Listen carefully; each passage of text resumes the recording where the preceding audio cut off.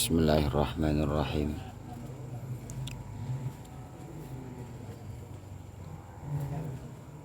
Kini tiba saatnya membahas tentang yang muda yang menulis. Artinya yang mempunyai otoritas untuk kemudian menyalin semua produktivitasnya di waktu muda, maka adalah yang atau pemuda.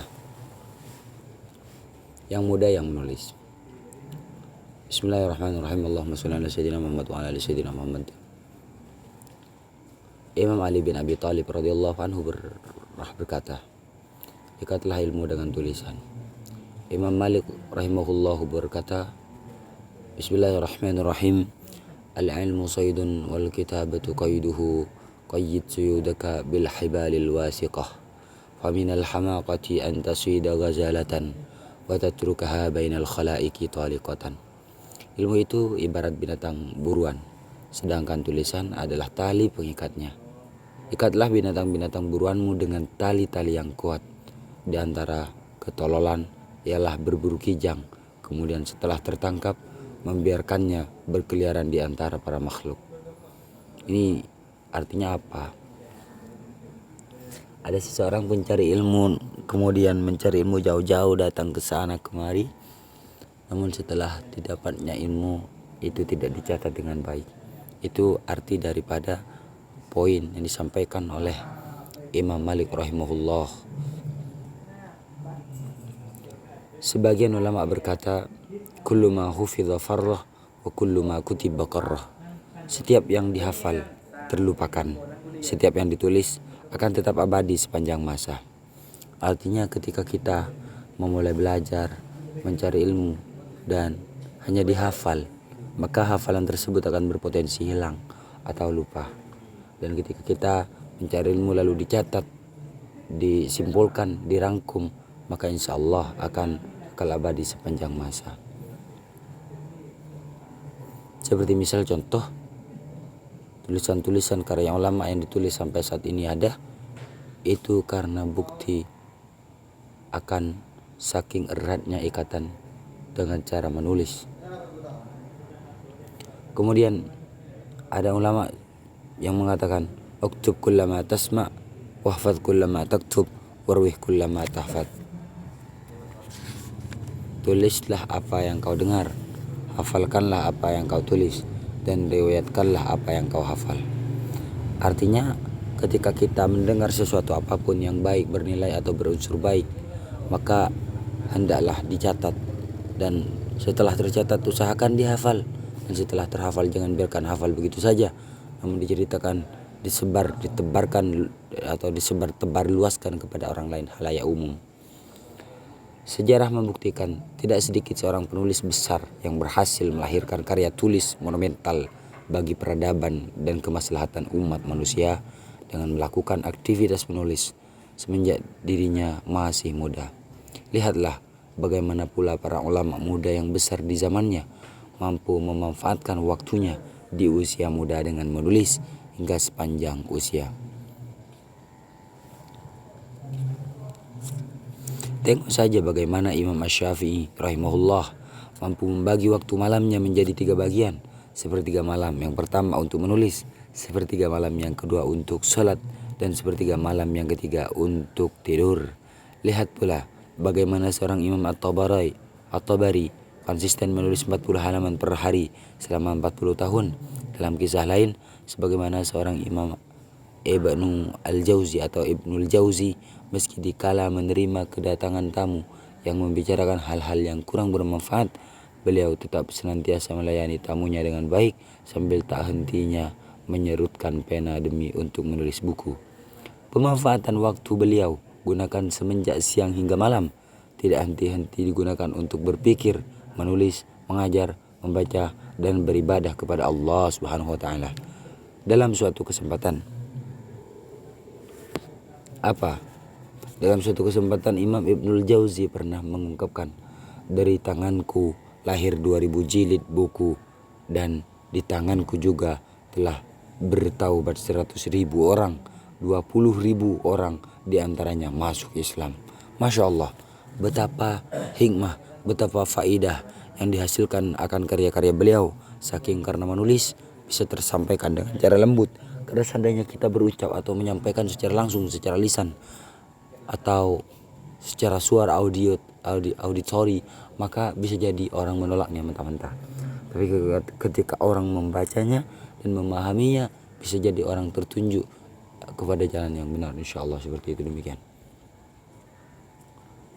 2000 jilid, Masya Allah. Bertaubat 100.000 orang, Masya Allah. 20.000 orang diantaranya masuk Islam, Masya Allah. Jadi bisa teman-teman, kalau di masa-masa sekarang itu bisa teman-teman buat dubbing suara atau voice over untuk kemudian menyebarkan dakwah kita lewat media sosial yang sekarang itu marak atau ada. Tidak selamanya menulis itu tentang buku. Kalau di masa-masa sekarang, menurut pendapat saya seperti ini. Kan akan tetapi seyogyanya, kalau kita ingin mengikuti imam-imam terdahulu kekal abadi selama-lamanya, maka kita menulis. Karena kalau kita hanya konten, itu bisa jadi terbatas suatu saat, suatu masa, ya dengan tidak nyambung. Apa-apa yang tersimpan di satelit bisa terhapus, seperti itu. Oke, kita lanjut. Mungkin kita doakan kita semua bisa menirukan Imam Ibnul Jauzi, yang mana sudah dari tangan beliau lahir 2000 jilid, Masya Allah. 2000 ini sudah cukup mencukupi syarat untuk menjadi YouTuber sukses lah. Karena persyaratan di YouTube itu 1000, cuman ini 2000 jilid. Jilid itu bukan halaman ya, jilid itu buku tebal-tebal gitu. Dan di tanganku juga telah bertaubat 100.000 orang. Bayangkan 100.000. Seandainya di dunia 100.000 itu, seandainya di dunia per-YouTubean itu sudah mendapat play button atau silver play button. Tapi dulu nggak ada sih. Hanya memikirkan atau mementingkan bagaimana beliau-beliau itu mendapat pahala dari Allah Subhanahu wa taala. 20.000 orang diantaranya masuk Islam, Masya Allah. 20.000 loh. Lumayan nih untuk bekal kalau kita ibaratkan ke masa-masa untuk menjadi YouTuber gitu. Semoga kita mendapat petunjuk dari apa yang disampaikan pada audio kali ini atau pada video kali ini. Sejarah Islam juga mencatat bagaimana seorang Ibnu Hajar al-Asqalani yang melakukan kebiasaan menulis semenjak dirinya baru menginjak usia 23 tahun, dan budaya ini terus berlanjut hingga beliau menjelang wafat. Dan dari tangan beliau lahirlah karya lebih dari 150 kitab. Dari sejumlah kitab yang ditulisnya, yang paling monumental bagi umat Islam adalah kitab Fathul Bari, yang berisikan penjelasan dari kitab Sahih Bukhari karya Imam Al-Bukhari. Subhanallah, Masya Allah, Tabarakallah. Imam Al-Akhdari mulai menulis semenjak usia muda. Beliau waktu belia sudah mengarang banyak kitab. Beliau menulis Nazam As-Siraj fil Falak pada usia 17 tahun, Masya Allah. Nazam Azhari Al-Matalib fi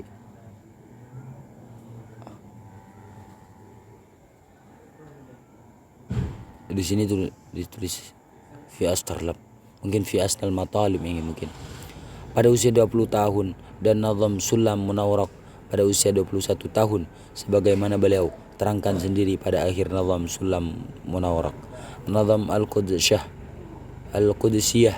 bukan Al-Qudusiyah tapi Al-Qudusiyah, beliau mengarang karangan ketika berusia 24 tahun, sedangkan Nazam Jauhar Maknun beliau karang ketika beliau berusia 30 tahun. Masya Allah. Orang-orang sekarang 30 tahun biasanya masih berkecimpung di dunia per-YouTubean, tapi nggak apa-apa, yang penting isi atau kontennya itu bermanfaat bagi banyak orang. Jadi masalah sebagai ganti dari pena, kita membuat konten-konten, termasuk contohnya pada pembuatan konten kali ini. Tulisan karya Imam Al-Akhdari terdiri dari berbagai macam ilmu. Beliau memiliki karya tulis sebanyak 20 karangan, dan bahkan ada yang mengatakan lebih dari 30 karangan, baik yang masih ada saat ini maupun yang sudah tidak ada atau tidak ditemukan lagi saat ini. Kebanyakan karya beliau berbentuk nazam atau ringkasan dari matan kitab lain yang lebih besar. Hal ini merupakan upaya beliau untuk mempermudah para pelajar menghafal berbagai macam masalah dalam setiap ilmu. Beliau juga mensyarah sendiri beberapa nazam yang beliau karang. Dalam kitabnya beliau banyak menekankan kepada pendidikan akhlak, tasawuf, bahkan ketika memberikan contoh-contoh takrib dalam ilmu balaghah. Dalam kitab Jauhar Maknun berisi tentang ajaran-ajaran tasawuf dan akhlak. Hal ini menunjuki kesufian beliau sehingga terbawa dalam kata-kata beliau yang beliau bawakan sebagai contoh dalam terkib dalam kalam ilmu balaghah. Ini juga merupakan upaya beliau dalam menanamkan nilai-nilai tasawuf dalam dada para murid beliau. Jadi kalau sekarang itu seandainya kita konten itu biasanya kita itu membuat konten yang bermoral atau isi pesan-pesan yang baik untuk halayak umum. Seperti contoh kalau channel YouTube di Madura itu Mata Pena. Channel Mata Pena itu singkat, padat, dan bermanfaat gitu, berbobot lah. Seperti contoh yang beliau bawakan dalam kitab Jauhar Maknun pada bab isnad khabari, kaqaulina li alimin di ghaflah adzikru miftahun li babil hadarah. Seperti perkataan kita kepada orang alim yang lalai, zikir adalah kunci pintu menuju hadratillah. Pada bab musnad ilaih beliau memberikan contoh dahdi ilal martabatil aliyah kahabbada tariqatus sufiyah. Seperti contoh sebaik-baik jalan adalah jalan yang ditempuh para sufi yang menunjuki kedudukan yang tinggi. Jadi sufi itu adalah biasanya adalah orang yang menekuni tasawuf, dan tasawuf sendiri adalah tajridul qalbiyah lillahi wahdah. Maksudnya tajridul qalbiyah an ghairillahi, atau ada yang mengatakan tasfiyatul qalbi an ghairillahi wahtiqaru ma siwahu.